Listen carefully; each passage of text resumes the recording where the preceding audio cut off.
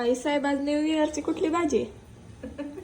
आज काय नाही बाजार आमटी केली का तिथं बाळा बघ की कसा कट आलाय छान पैकी. मस्तच केली बाजार आमटी. छान आहे वास यायला लागला म्हणून तर मी आली किचन मध्ये. कशाची भाजी केली बरं? बाजार स्टीलच्या पातेल्यात करायला पाहिजे तेव्हा साहेब. सगळेजण म्हणते ते की असली पातेली वापरू नका. असली पातेली वापरू नका, पण स्टीलच्या पातेल्याने फोडणी बसल का चांगली? करपती ना स्टीलच्या पातेल्याने फोडणी.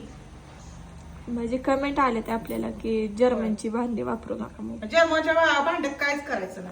स्टीलच्या पातेल्यात करायचं म्हणल्यावर फोडणी आता थोडं जर तेल टाकलं आणि लगेचच गरम होतंय आणि लगेच तडतड जिरं मोहरी ही तर काय आपण लगेच असं ही होतंय, पण असं जाळ झाल्यासारखं स्टीलच्या भांड्यात होतंय. म्हणून का नाही ही मी जर्मनच्या पातेल्यात करते.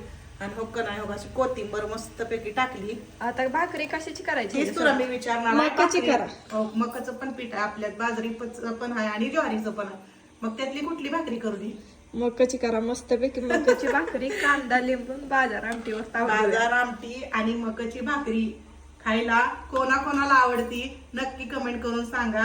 आणि नवीन वर्षाचं काय करा, गोड पण काय तर करायचंच आहे बरं का.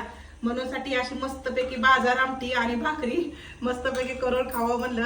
असं म्हणजे जास्त नॉनव्हेज का नाही जास्त खात नाही कोण, मीच खाते आणि माझ्या मुली. मग कुठे एकटीसाठी आणत बसावं म्हणून काय आणणार नाही. आणि काय गुरुवार पण आहे आज, मेन गोष्ट आईचा गुरुवार आहे आज, पूजा बी करायची. तर अशी बाजार आमटी मस्तपैकी केली. कोणाकोणाला आवडती नक्की कमेंट करून सांगा बरं का. आणि चला या जेवायला.